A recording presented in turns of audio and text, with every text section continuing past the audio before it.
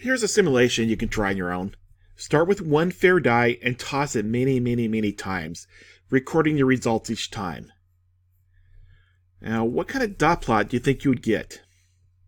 Well, to help you out, here is one example of 500 simulated tosses. You might notice that the 1, here's a 2, the 3, 4, 5, 6. The bars are more or less equal. Not quite, but more or less. And this is what you would expect if you roll a single die. We would expect the bars to be more or less equal. Now, suppose we toss a pair of dice and record the average. And then again, we repeat this many times, or at least 500 times. And each time we toss the 2 dice, we added up the results and divide by 2. That is, we find the mean of each pair. Now, if you notice from the graph here, it no longer looks like a box.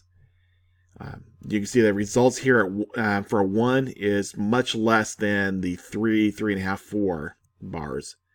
And the 6s are back to fairly rare.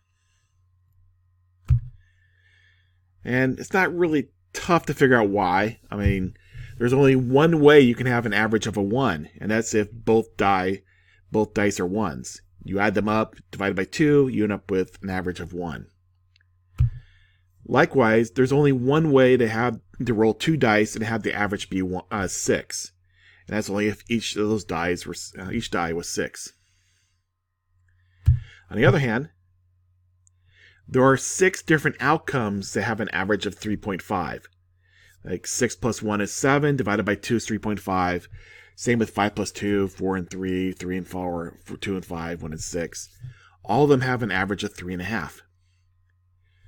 So you're much more likely to get something around 3.5 than you are to get something around 1 or 6. Okay. So again, you're more likely to get something between around 3.5. There's only one way to get a 1. There's only one way to get a 6, and that's if they're both 6s or both 1s. What if you roll 3 dice? So if you carry from 2 dice to 3 dice, you can see it's even more rare to get a 1 or a 6.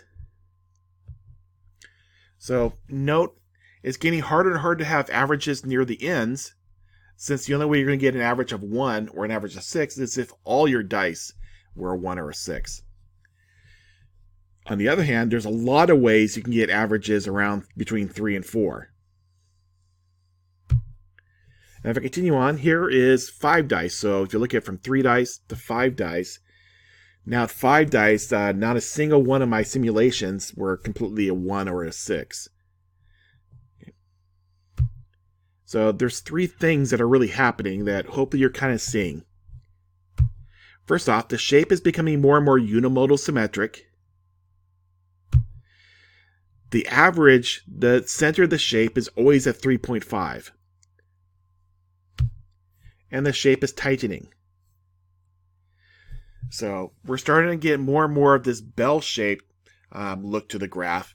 It's always centered at the same place, in this case 3.5. And more of it is showing up in the middle.